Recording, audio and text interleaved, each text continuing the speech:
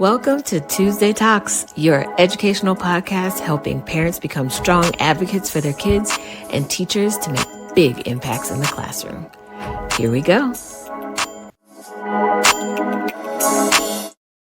Hey. Welcome everybody to another Tuesday Talks. Please go ahead and share this video, this stream, if you're listening on Apple Podcasts or Spotify, with a friend, a family, a colleague, because we are going to dive deep, like we always do every week, into the heart of education. And today we are talking about educational leadership, innovation, equity, and transformation. And I am so delighted to have a special guest today who is a phenomenal educator and leader whose journey really embodies possibility, courage, and real change. Our special guest today is Dr. Jamila Singleton. And before she joins us, I just want to brag a little bit and share some of her background with you in education.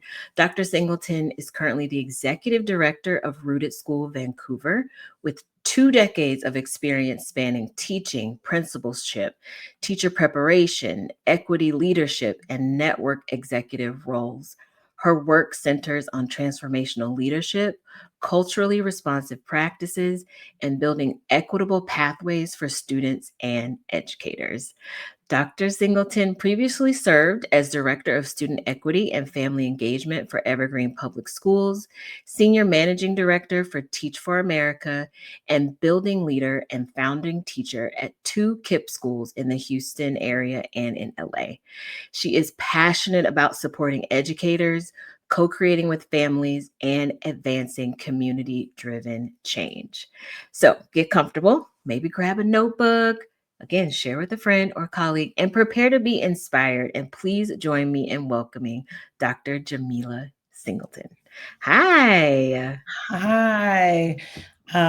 Hearing my bio, I'm like, oh, it gives me all the feels. When you're in it, you just kind of go along. And then when you kind of get to reflect back on all the opportunities, it sounds good. It's been a great journey.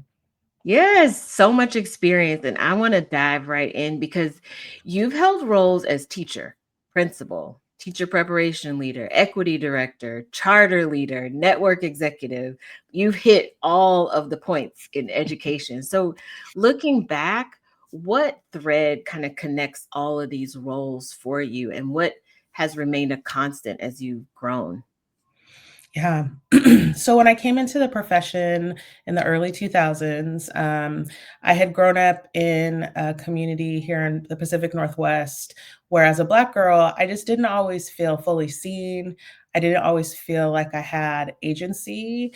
And I had organizations, mentors, folks that worked with me that empowered my voice. And so I would say that has been the common thread throughout my career, is that I'm trying to continue to increase my agency, to redesign systems that work better for kids who look like me, or kids who come from families that have been historically marginalized in our education system. And so every role, from being a teacher, I was trying to increase my influence to shift systems, to becoming a principal, to becoming a teacher prep leader. I've just always tried to level up, I guess I would say, in the way that I had an influence over the way that we're more culturally responsive with our students. And I think all of that is rooted in my own personal self, my own experience, my positionality. And I've learned over the past 2.5 decades, that there are so many kids and families who need leaders that think like that think about what it takes to center us, center Black voices, center Black families, center our families who are multilingual, our immigrant families, and think about that in the way that we're designing our classrooms and schools. And so I've been really honored to have had the opportunities that I've had. And I think that I've made some really intentional choices too. I went back to get my doctorate in 2018. Thank Love you. that. Finished it. Right. For those of you who have gone through the process, sometimes you get a little, it was like in the middle of COVID. I was just starting my research. It was wild, but we got it done. Right.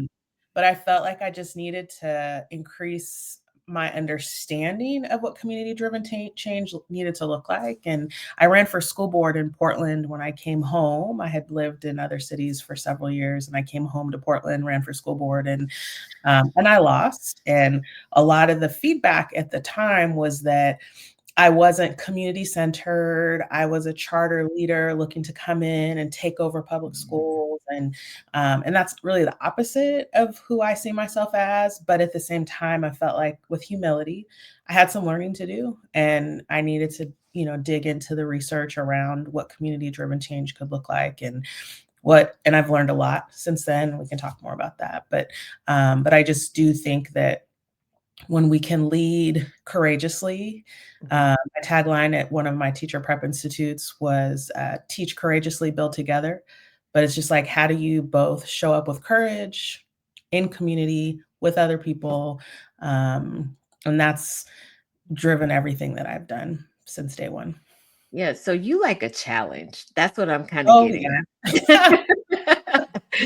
Because you didn't just say, I wanted to, impact my classroom as a teacher. You're like, I want to level up and impact from the administrative level for Oh, the yeah. school. And then from there, you want to impact the district level from Yeah. being, in that position. And then to run for school board, like Yeah. that to me is like swimming with the sharks. That is Oh, politics. yeah. And we all know politics is ingrained into every decision that's made in education. Let's just be real.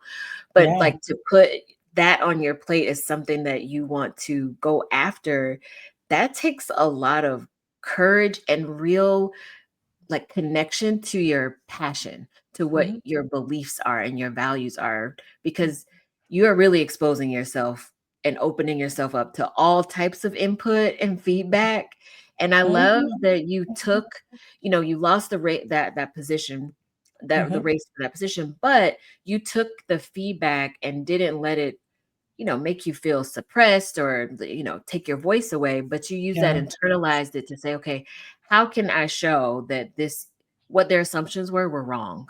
Yeah. And that this is who I actually am. And you spoke a little bit about some of the feedback being connected to your background as part of charter schools. And I Mhm. know it's like you're either team charter or you're team public, and Mhm. there's this fierce competition between the two.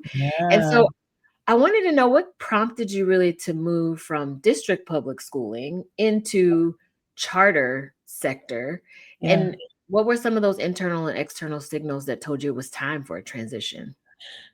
Yeah, so I wanna address something that you said and about feedback, Mhm. and there's this amazing book that I came across at some point in my career called Thanks for the Feedback, and in that book, it talks about that there are feedback triggers, and those triggers are relational, so maybe there's the trust not there between you and the person giving you the feedback. Maybe it's, situational, right? Like, maybe just the context and in the moment, you're not able to but the one that really stuck to me was the identity trigger. And the Mm, identity trigger is that the thing that the person is saying to you doesn't align with who you see yourself as.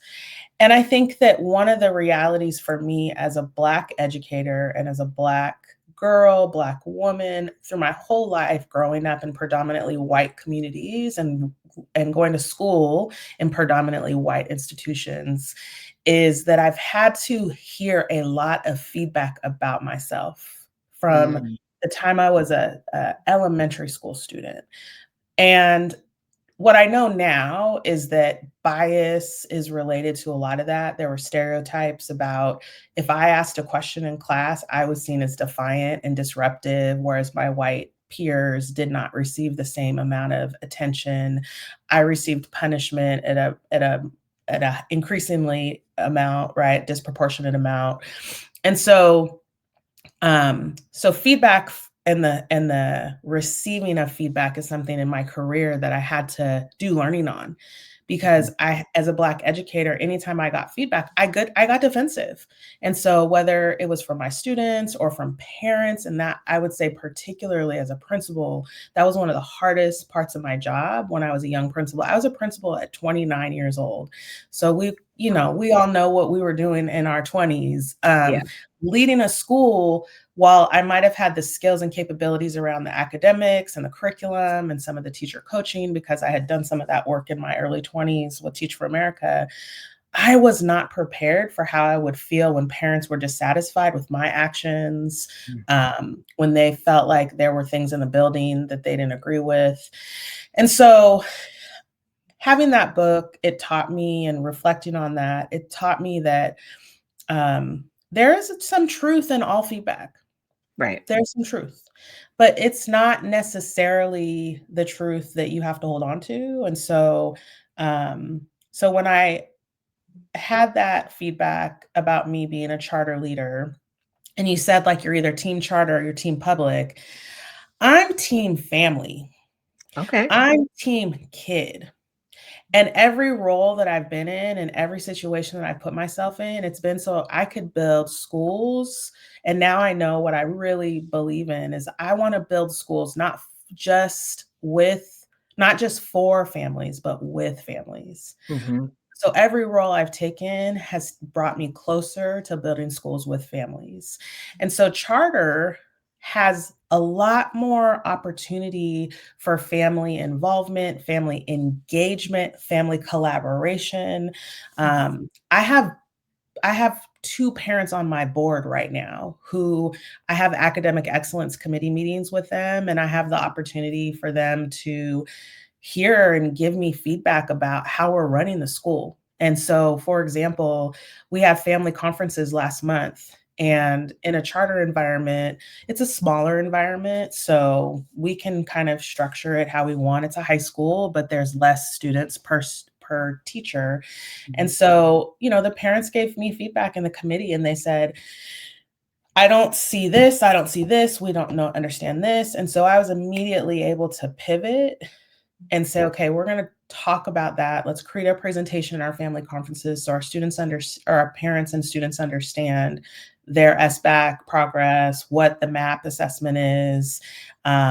We recorded it. So it's like that feedback loop in a charter environment is much more direct. And they have governing authority over me, right? Like as two parents who sit on my board, as all parents should have that level of influence over schools, but I'm really accountable to them. And so I think for me, whether it's the structure of a traditional public school that's governed by an elected school board or a charter school that's governed by more of a nonprofit kind of structure where you have a board that is chosen, it's about how do we create better schools for kids and for families. And I'm with making the changes to do that, because I feel like we only have one life to live. And so I will say too, like, I think you asked me about why I made the pivot. When I worked in Evergreen for 4 years, I was it was an equity director role. So it was deeply challenging. Most equity roles have a lot of role ambiguity. Most equity directors who are in school districts kind of it's not a role that's been around for quite a time, so there's a lot of defining what the role is, defining the authority in the role. And so I spent a lot of time building trust with people, structuring teams, structuring collaboration, defining work, redefining work, reinvesting people in the work. I had 3 superintendents over the course of my tenure of 4 years. I had 2 deputy superintendents. I had an executive director, and then when the executive director retired, they eliminated her role. So I had all of these like structural changes, and I was sustaining myself in it because I was like, there are 20,000 students here. 1 in 5 students is multilingual. I had kids that I was working with who were student leaders who were telling me the things that they wanted to see shift. So I didn't want to walk away from it. But there did come a point this fall where I decided that it was time for me to move closer, where I could make change and be more proximate to the change and have more direct authority over the change that happened. And as a result, like, I wear lots of hats. I'm a school district of 1. I should say I'm a school district of 2. I have a director of operations who works in the building with me.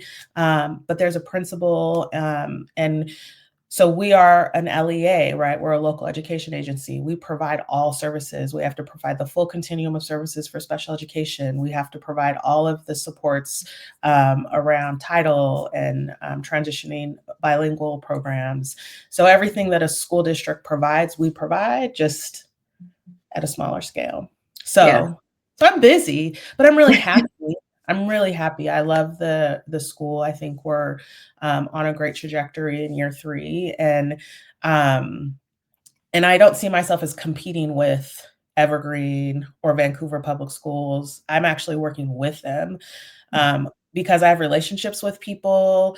I am able to call the district office and say, hey, we're working on this high school and beyond planning process. Can you help us think this through? And the person's like, sure, let me come over and talk to you about how to do that. So we're all serving the same community. And I think in Washington, the charter law is a little different. We only have 16 charters statewide. Wow. So that means that I think for most school districts, they don't really feel the pressure that school districts like Houston or Mm. um, Nashville might be feeling Yeah. with large organizations growing, because we're really just there to serve a small number of families who decided that they just want to be in a different school and have a little bit more of an influence over what's happening with their children. Yeah, I love that you called out the team charter, team public, and then talked about how you are closely connected with district partners, district systems, and your colleagues that you formerly, worked with. And Mhm. I love that. What advice would you give about navigating that space so that educators and maybe even leaders aren't caught in competing priorities? Do you pick up the phone to have meetings? Is this something that's structured already, or are you creating that structure for that interface? Both. As I'm describing this, I don't know that this is a path that anyone in Southwest Washington has took yet, right? Nobody has walked this particular path in Southwest Washington because we're the first charter school in Southwest Washington to open. And so there's a creating of what that pathway looks like, of what those conversations need to look like. And so it does mean that as the executive director, I have to make some really intentional choices about where I'm showing up. And for example, one of the district leaders invited me to like a countywide meeting about facilities. I got to show up to that, right? Like I got to stay in connection and in community with, and I think there are some relationships that will stay strong, and there might be some that don't. There might be some folks in the district office who I don't work closely with, and that's okay too.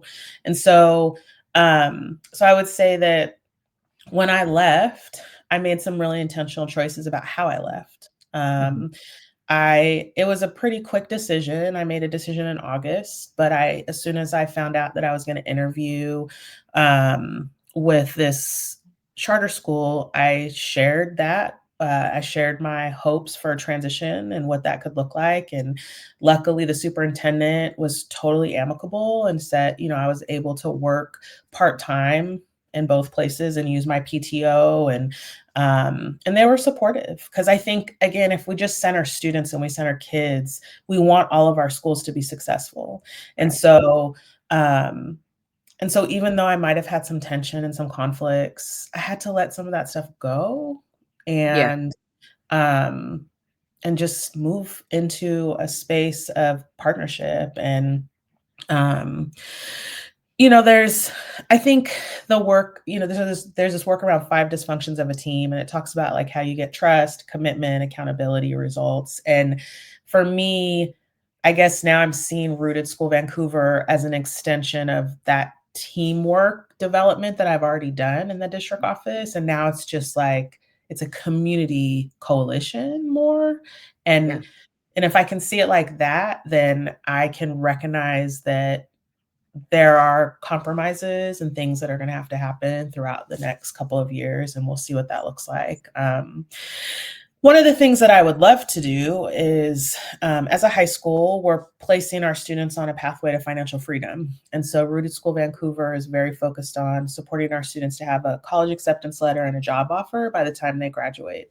Love that. Um, it's amazing. I mean, the mission is really clear and specific and focused on outcomes for kids. And so, what I would love to do is continue to have conversations with the career and technical ed director in Evergreen, in Vancouver, and just continue to talk about like how are we creating a community where we're supporting internships, where we're supporting students to be able to get closer to career faster. Um, there are some just like siloed programs in the area, and so in thinking about a coalition, like are there convenings and roundtable discussions that we can have, and if they're already happening, how do I step into that space again with the belief and the perspective and that common thread that I've always brought, which is like, okay, that's great, we're providing these really robust career and technical ed programs in this region. How are we serving our Black and Brown and historically marginalized students? How are we giving access to students who are multilingual? How are we making sure that our families understand these pathways? And so I look forward to doing that. It's just from this position as the executive director versus the person who used to work in the district office.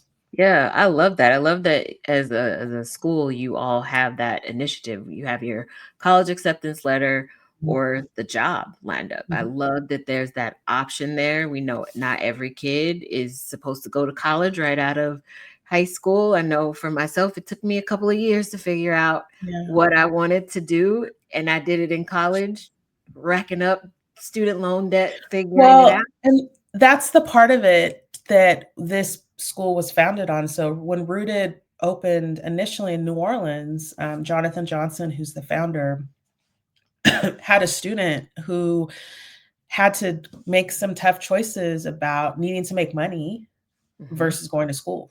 And that's in high school for some of our kids and families. And Yeah. the economic situations for a lot of our families, particularly those in poverty, causes them to have to make different choices when they're teenagers. And I remember being a teenager. I worked, but I didn't have to worry about whether or not our lights were paid, our roof, the roof over our head was taken care of, and some of students do. And so giving them a faster pathway, and our school students get industry credentials. And so they're working on like tech credentials. So even when they graduate, like they actually are qualified to go into the tech field, Right. and just have some of those positions available to them right away. And then the other part of it too, I would say is I, I don't know about you when you were 16 and 17, but I didn't know what I wanted to do. Like, it's Not like a there's so much out in the world that exists. And especially now, the tech industry, particularly, there are so many fields that are opening up. And so we're also trying to make sure that we're providing that space. And a college and career prep course as a part of the experience is that students are able to explore their career and understand more about their options, and also understand that it shifts. Like when I went to college to be a sports agent. I was super interested in representing athletes. I have a family where professional athletics is a thing that's happened, and it has also been harmful for people in my family. And so I thought that by becoming a representative, I would be able to make a shift in that field. But then when I got into the sports marketing program in University of Oregon, I just couldn't do it. I was like, I cannot commodify the athlete as a human. And so I was like, and eventually I found my way to becoming a teacher. But I also just think we have to give people more time Yeah. to figure some of that stuff out. I agree, and I love that your school is doing that. That is amazing. I want to shift a little bit to another focus area of yours. I know we talked about your support of late career educators, and those would Mhm. be people who've been teaching for 20 years or Yeah. more.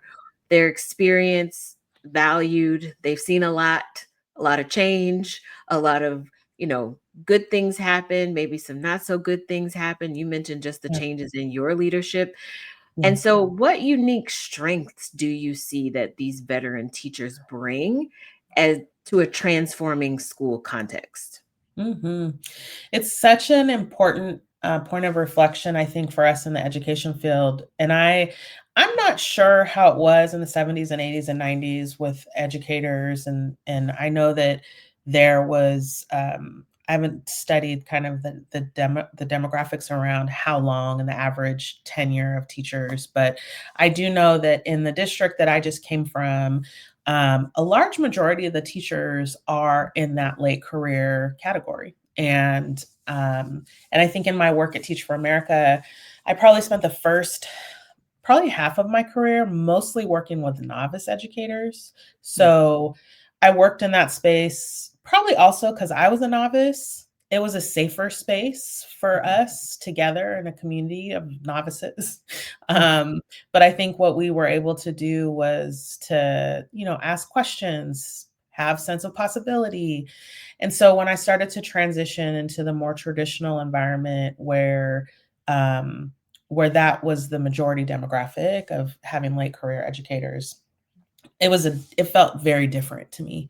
And so I had to start to understand what was happening in that space. And so what I've come to understand over the past 5 years or so is there's a lot of wisdom in that group of educators. And if I even think back to the people who influenced the people who I looked up to, so Harriet Ball, for example, was an educator who helped design the KIPP model.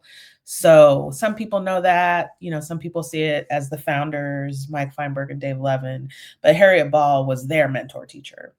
And so I feel like when late career educators are able to see themselves with wisdom and see themselves as people who can mentor younger teachers, I think that helps the practice improve because it creates more collaboration. And collaboration obviously is a theme in all the things that I've been thinking about in my career. But I think what's dangerous is when late career educators isolate themselves, because then they get and stay fatigued. And I think that you can actually get more energy in working with people who are coming into the profession than you can isolating yourself.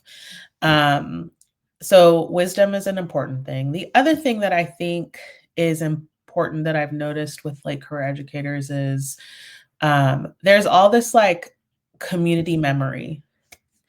And in Vancouver, for example, like there's all this history that they have. Like they know. I remember talking to some principals actually who had been principals for like over a decade in the region, and there's so much that they know about like the growth of the school district, the growth of the community, what has changed in the neighborhoods, the ways in which families have shifted in terms of what they care about. And that matters because context matters. You can't just go into a classroom and not have context and community history. But I also think the challenge of that is there can be grief. So there's grief of the old systems changing, and whether they know that they're grieving or not, that is, how there's that grief cycle of like denial, anger, like that's the stuff that happens. And I feel like that's actually what we're seeing a lot with some of the really intense collective bargaining cycles that are happening right now. Is I think that there are some folks who are really grieving what a system used to be. And they're fighting to get some resemblance of what's comfortable and what's familiar. Because I think it's more than money. I think in these collective bargaining kind of negotiation processes that I've seen, I mean, in Evergreen, we just had the longest work stoppage in like the history of the district this last year. And at the same time, the educators in this district are the highest paid in the region. And so there's like this yin and yang happening where it's like the resources are there, but there's something that's happening that's causing this really intense grief and this really intense feeling. So I think as leaders, we have to be more thoughtful about how we're supporting those mentor-mentee relationships, Mhm. how we're building space for community and moving people out of isolation. So building PLCs and really making sure those PLCs are high functioning. I also think it's important that when we're in the process of building new practices and creating space for learning in new ways, that we also give people the space to grieve and figure out how to do that in a way that um, honors their community memory, but Mhm. also pushes them forward into the new future. Because what's outside of the K through 12 system is moving very quickly. Like what's Mm. happening in the industries, what's happening out in the career fields, I think is moving really quickly. And we need to prepare our students to be ready to step into those fields. And so that means the K through 12 system has to change. Yeah. I think it's so important that you kind of talked about this grief that is happening with teachers who have been in the field for Mhm. 25 or more years. They've seen it be so many things and have kind of wedge themselves into this place of comfort. And Mhm. so if you come in and disrupt that, it Mhm. can be very jarring. But if you're not connected with the why behind Yeah. the resistance, then I think you get distracted and lost from the real focal point. Yeah. And that is how you would be able to connect with that veteran teacher, not by just saying you won't get on board, you're just obstinate, you don't Yeah. want to change. Now, like you said, you're giving feedback on their identity that they are not Mhm. agreeing with. And then now Exactly. you're at odds with each other. Yeah. Because I have a friend who teaches kindergarten, and she's been in education for a few years, but this is her first year teaching kindergarten, and she's on the team with a veteran teacher. She's been there almost 30 years. And so my Mhm. friend has all these amazing things she wants to try and do with all the kindergarten students. And she cannot get this veteran teacher on board. It's like running into a brick wall with every suggestion that she has. And now both teachers are frustrated, right? You have one that's Mhm. like, oh my gosh, we can't try anything new. And the other is like, listen, I know what works. This is what works. Do Right. this. But I think if Well, they and both were able to step back and kind of see it from the other person's perspective and find the value in it, then I think mhm. there could be that collaboration that took part. You know what I mean? Oh, for sure. I mean, there's all the interpersonal stuff I think that goes on in these co-teaching or mentor-mentee relationships. And that aside, so let's just say people have personalities and Right. sometimes they mesh and sometimes they don't. But the other level of resistance that can emerge, and I think there's a framework around managing complex change that I think it's Lippitt is the person who generate this framework, but there are these conditions that need to be in place, whether it's vision, skills, incentives, resources, action planning. And what we're talking about right now is incentives. So it's like that column, because you might have the vision. So it is the why can get clear, Mhm. because if we don't have the why, then people get confused. They're Right. like, I don't know what to do. This doesn't make sense to me. Mhm. If they don't have the skills, they have anxiety, Right. but if they don't have the incentives, there's resistance. Mhm. And so I think that's where with late career educators, when you're trying to build incentive, it's like what's the incentive to change? Like I've been Right. doing this way for 20 years. I have my curriculum. I know how to teach this. I know what happens in September and October, November, December, January. And teaching is hard. Like you do want to get a structure and some routines in place because you're already dealing with the social emotional pulls of what kids are experiencing, and that's depleting for you as a human just trying to navigate that every day. And so I have a lot of empathy for any teacher who has to like change a curriculum or change a structure, because what's the motivation for that? And so what you said earlier about the kindergarten teachers, um, I wonder if I was working with with both of them as a third party in the conversation, I wonder what both of them want to get out of the school year. I Mm. wonder what their motivation is. I wonder, do they have any similar motivations? And like, how do they then build a plan in that space. It might Yeah. not be everything that they agree on, but there might be something that they're all there, both there for.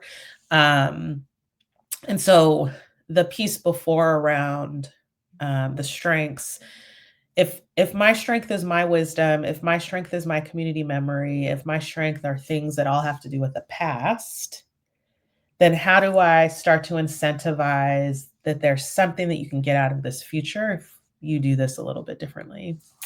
And I think in equity work, the way that I've recently talked about that is that our community, like this community that you are a part of, the memory that you have, we can either get better or worse as a community. Mm. And this group of kids is the future of this community. And so I think when we talk in those terms, a lot of late career educators do want to see, because they have alumni, they have kids who they've seen either go, Oh you know, yeah. in a good route or not. And I don't think any teacher gets into the field to not see their kids be successful. I think all teachers want ultimately student success. And so, but how do we just remind them that like the things that we're doing can affect that? And I think they know that for the most part, but there's a lot that has changed in the system lately that I think is causing folks to feel a sense of pressure and but if we can honor their legacy and like what they've brought to it, but also become partners in Mhm. transformation, I think it could make a difference. Yeah, definitely. I think that's a great place to start to finding that kind of cross section, that Mhm, intersectionality. What are we both looking for out of this mhm, school year to find that common ground and mhm, as the starting point, and then backing it up to where is it fractured? Where have we, you know, we're approaching the same goal, but we're coming at it two different ways. And so then how mhm, can we get on the same path? I think that's a great starting point. If anybody's mhm. listening and you are coming into, you know, conflict with team members for your grade level, that's a great place to start, Yeah, is to talk about what's your goal for the school year, and then seeing what is in common there and building off of that. I love that so much. yeah. You talked And about as new educators, we have to be humble enough too to say that like I honor what you bring to this, and I wanna elevate that. I don't wanna that to disappear. right. But how do we level it up, but Yeah. elevate what you bring? Yeah. And you talked about incentives as part of that model, the Mhm, managing complex change model. mhm. What types of incentives or motivators have you seen as being most powerful for driving change in this context of, you know, seasoned, wisdom laden Yeah. teachers? Yeah, I think when we're looking to transform schools and we're looking to transform classrooms, I would probably say the incentives I've seen, that matter, one is belonging, and I think what districts maybe are struggling with is what does belonging look like for teachers? Mhm. We've been talking about belonging for kids, but I don't know that we've been talking about staff belonging. And I wonder how many districts are actually accounting for that. Are they do they have data that indicates where staff are at with that? In Evergreen recently, they have an affirmative action plan which talks about teacher retention. And in the teacher retention part of that plan, it does talk about some ways to both gather data, but also um, some strategies to put structures in place to help improve belonging for staff. Um, I also think leadership is an incentive. I mean, personal, local, and immediate. I've always been interested in more agency over what's happening in the system, and so I don't think we should take it for granted that teacher leadership matters and giving teachers the opportunity to lead and influence on things that matter to them. And then also, I was working with a school that I think does a really good job of structuring committees in the building and making sure that people get to be involved in committees in ways that they care about. Mm, Um, because all the decisions cannot be made top down. There right. has to be some space for people to ponder and play around with things and put, try new strategies. I think we all want to be creative. Like, I think it's human nature to want to try things out. Recognition is always good, right? Like, just recognizing people, and it's the carrot or the stick kind of idea, obviously. Um, and then I think the last one I would say, um, and this is one that maybe there's a little tension in my current theory of action in schools, but I think voice really matters. And so, how are we balancing teacher voice with family and student voice? And I think teachers get to make a lot of decisions, right? Like, they make every decision in the day. I think I've heard something that teachers make nearly as many decisions as air traffic controllers. Wow. There's just like so much that a teacher has to think about in a day. But I think that teacher voice also matters alongside student and family voice. And I've seen actually recently that when we put student and family voice into the mix, it actually helps teachers level up a bit because they Mm, start to feel that connection and that proximity to kids. It's like we can't just have kids entering and exiting classrooms and there's like no connection and proximity to actually how they're doing. So I think student feedback and student voice is actually an incentive. And there's an organization that I think it's the Center for High School Success. They do something around ninth grade success, and they've historically done a lot of work around like what are the early indicators for high school graduation and how do we keep ninth graders on track. They've recently put out a survey for what are the conditions that need to be in place in a classroom. And it's called PERTS Elevate, which is a survey that you can give to your students in the classroom. And that survey starts to help you understand what students are feeling about the classroom and the conditions in the classroom. And so that student voice for us and the work that we've been doing over the last couple years is critical. Like, that's the driving, mhm. um, motivating factor for teacher change. Um, so those are the things I would say. Yeah. I love that. Those are all really great incentives. And just your last point about that student voice being the driving force in what teachers, are doing, that feedback loop, all of those things is so important. And we just had an episode on Tuesday Talks a couple of weeks ago about shifting from parent teacher conferences to student led conferences, and Mhm.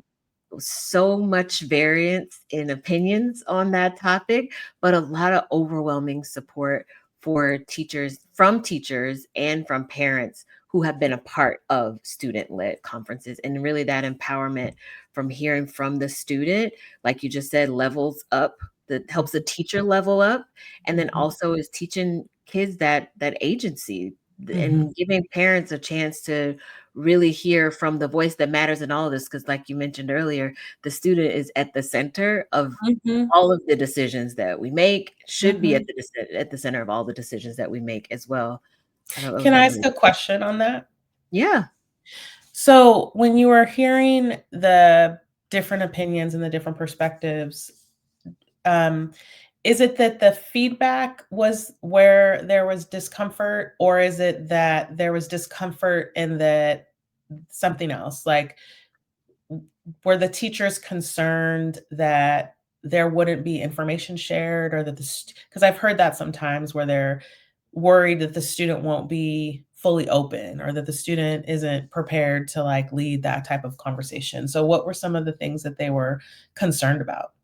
It kind of ran the full spectrum. Some teachers Mm, were concerned that this is a big shift from what they've been doing, and that mm, it would take a lot of time to mm, make that transition a reality. And then mhm, also some teachers pointed out they've invited kids to be a part of the conference and the kid just gets up and walks out, or it doesn't have mhm, anything to share. And Oh, also some feedback from administrators were that parents have said that a student-led conference wouldn't be as informative.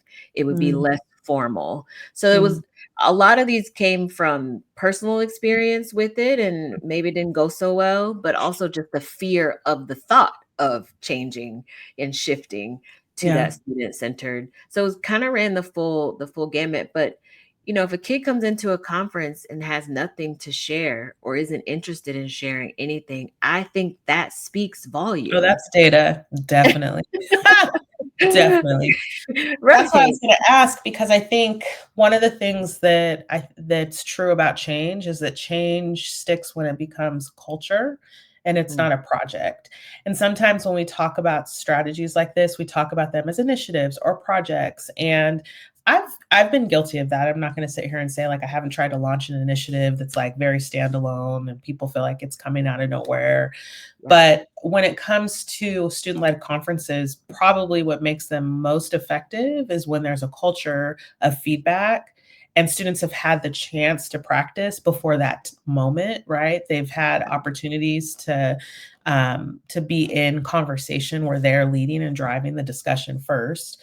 I mean, how often do we actually allow students to drive a full discussion with a group of adults? right, That's a huge skill. And then second, I think there's the creating a culture of listening, because for some students, when you say that like they got up and walked away, like that gives me data to say like, oh, they don't feel comfortable. They don't think that this is going to make a difference. And right. so, which I have heard in some recent work that we've done, is students are they're like, yeah, we shared the feedback, but nothing changed. Nobody told us if Right. anything had been heard. So it's so important to create that culture of listening, of doing the feedback loop where you're sharing, here are the things that I've changed because this is what you told me.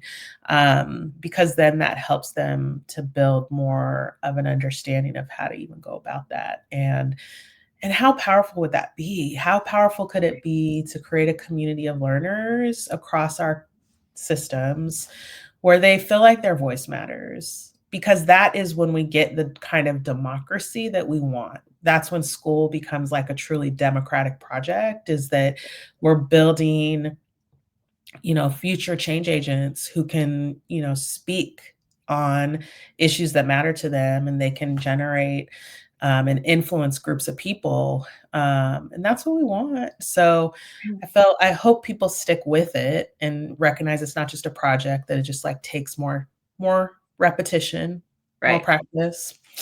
Yep. They'll get better at it.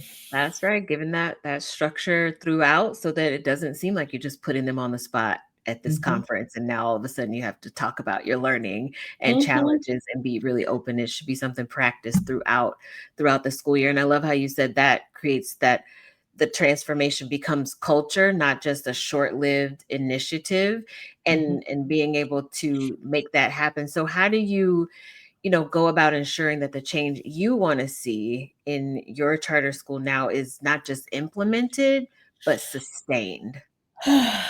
Yeah, these are the big Big. questions. Yeah.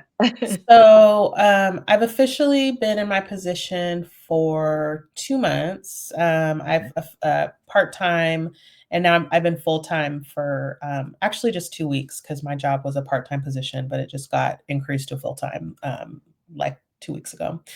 So, the things that I've learned so far about the environment, one, the charter school is already really solid in having an academic program. We call it the Rooted DNA. And so there are elements of the program that are already really well structured into the schedule, such as student directed learning blocks, where students have an opportunity to drive their own learning. This is time they can work on their industry credentials, or they can work on intervention, or and in a high school context, it's nice to be able to give students some choice Mhm. time and how what they do with their time. And so that environment and that those structures are in play.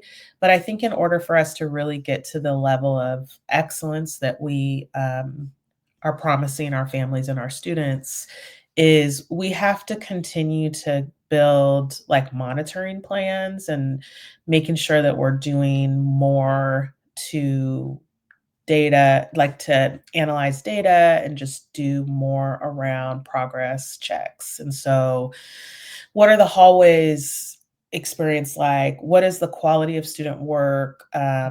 What is the quality of student discourse? And I think that's where we're at in the growth of the school right now in year 3.